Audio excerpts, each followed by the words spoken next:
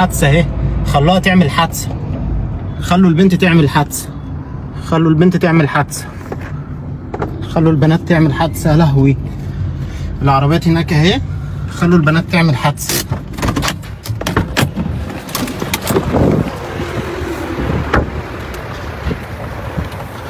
خلوا البنات تعمل حادثه في العربيه.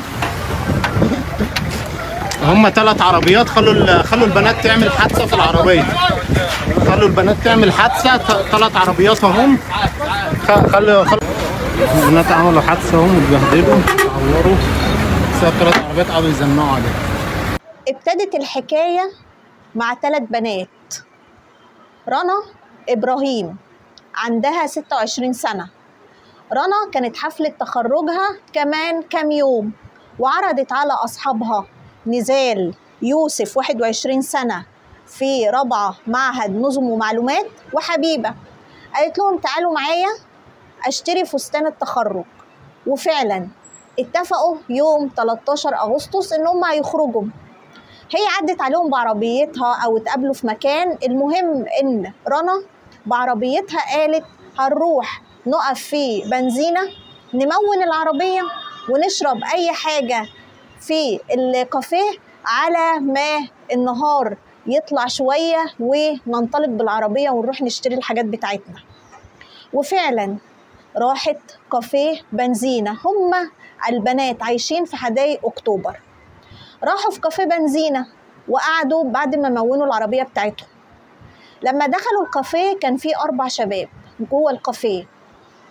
مهند 25 سنة، ده في سنة 5 هندسة خاصة. مازن 18 سنة في سنة تانية طب بشري جامعة القاهرة. عبد الرحمن 18 سنة اقتصاد وعلوم سياسية جامعة القاهرة. ويحيى ده بيشتغل سواق في إحدى شركات التوصيل الكبيرة، عنده 25 سنة. ال4 شباب دول شافوا ال3 بنات داخلين الكافيه، راحوا منقلين ترابيزتهم في وش ال3 بنات. لكن نزال وهي بتحكي بتقول ما تعرضولناش ولا كلمونا كلمة ولا أي حاجة جوه الكافيه. احنا شربنا قهوتنا وخرجنا، بس بمجرد ما خرجنا وركبنا العربية مع رنا ال4 شباب طلعوا ورانا وركبوا عربيتهم. كان عندهم 3 عربيات ملاكي وانطلقوا ورا رنا. رنا كانت سايقة العربية، هي صاحبة العربية. نزال كانت قاعدة جنبها وحبيبة ورا. طلعوا على طريق الواحات. ال3 عربيات الملاكي بتوع الشباب بدأوا يزنقوا على رنا. عربية جات لها من اليمين وعربية من الشمال وعربية من وراها. وواحد من الشباب دول فتح شباك عربيته وقعد يكلمها ويقول لهم هو انتوا رايحين فين؟ ما اركني على جنب، اقفي اقفي، ما تيجي ما نعزمكم على حاجة، اقفي على جنب. طبعا البنات خافوا اترعبوا، ولما ما لقاش الولد ده استجابة منهم قعد يقول لها اقفي يا بت، اقفي يا بت على جنب. قعدوا يزنقوا على رنا لحد ما رنا بقت جنب الرصيف، وكان قدام منها تريلا واقفة، تريلا راكنة.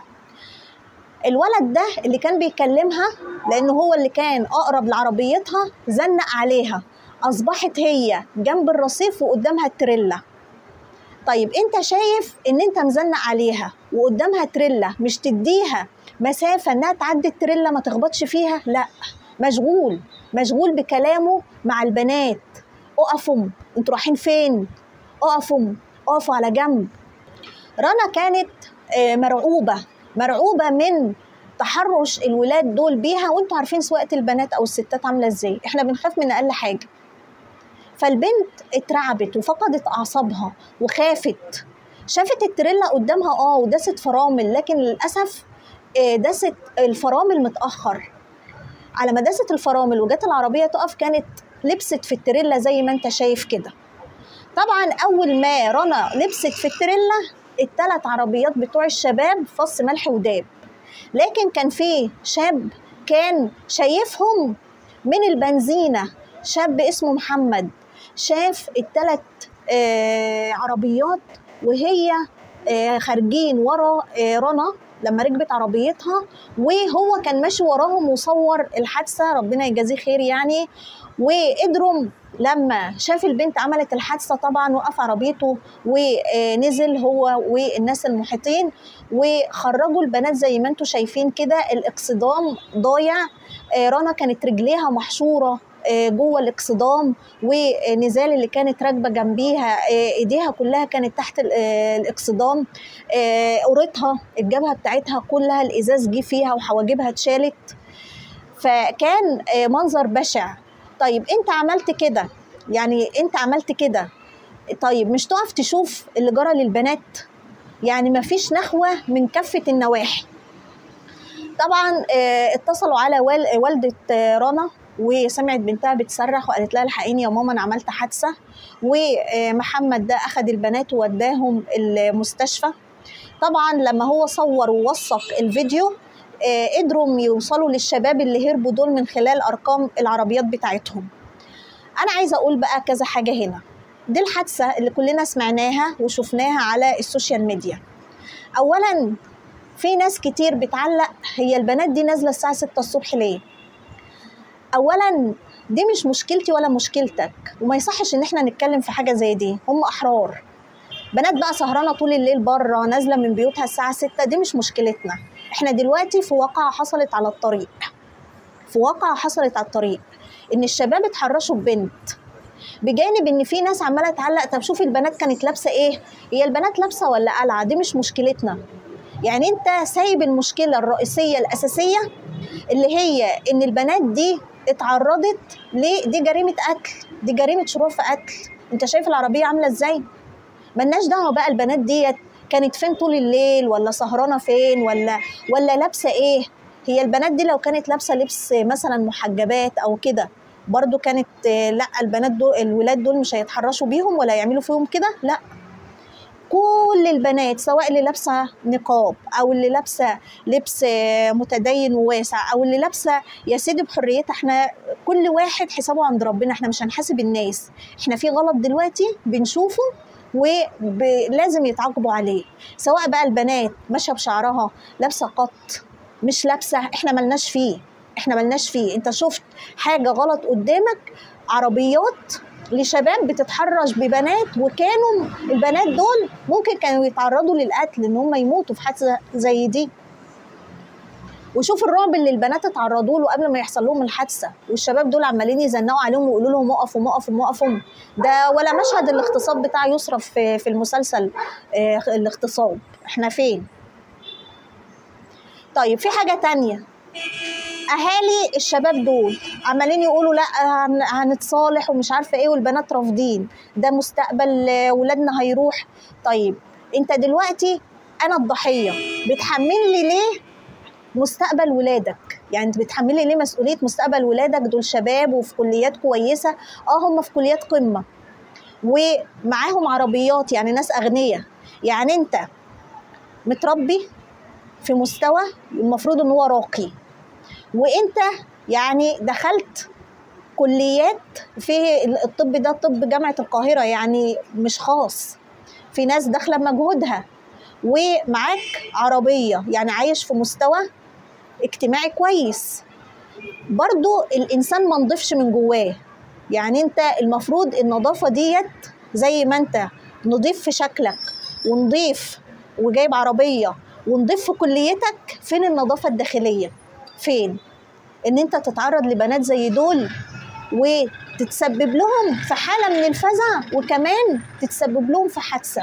البنت اللي متعوره في قورتها دي ولا واخده غرز ولا حواجبها ضايعه خالص عشان يخيطوها، اتشوهت نزال دي في وشها.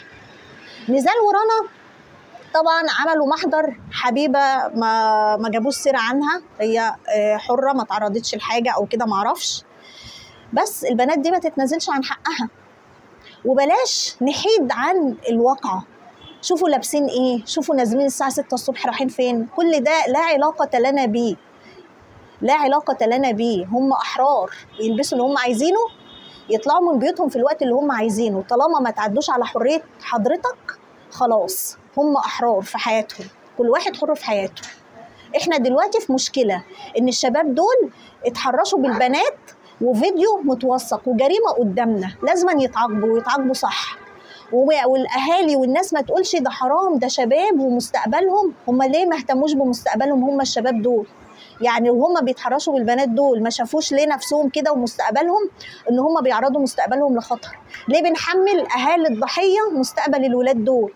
وعشان خاطرنا ونتصالح ومستقبل ولادنا هيضيع؟ لا، ما تحملنيش مستقبل عيالك قلالات الادب، عيالك تجاوزهم. انت دلوقتي انت مش في حريه، انت تعديت على حريه الشخصيه، تعديت على حياتي. البنات دول كانوا ممكن يفقدوا حياتهم، الصدمه تبقى قويه في التريل اكتر من المنظر البشع اللي انت شايفينه ده، والبنات دول يفقدوا حياتهم.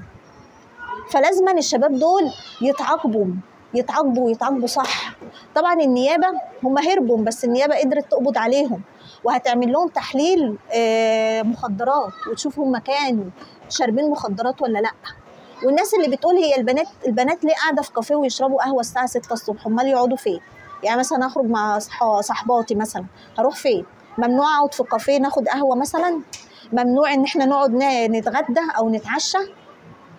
يا جماعه كل واحد له حريته الشخصيه، ومحدش يعني خليك في المشكله الحقيقيه. معظم مشاكلنا ايه؟ ان انت بتسيب المشكله الرئيسيه اللي قدام عينك وواضحه وعمال تتكلم في حاجات فرعيه لا هتودي ولا هتجيب.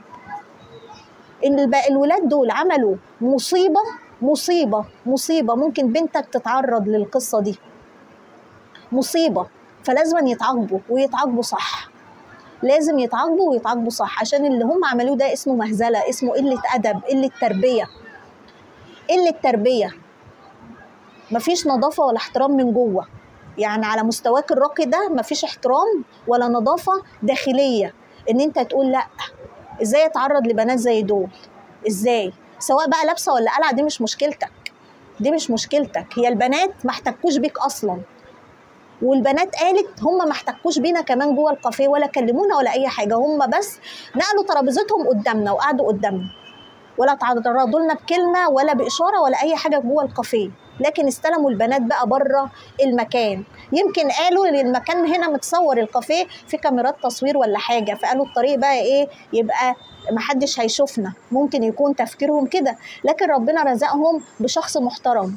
وزي ما بتلاقي الشخص عديم الضمير والاخلاق والقيم والنخوه، بتلاقي شخص محترم زي محمد ده اللي صور الحادثه واللي نقل البنات.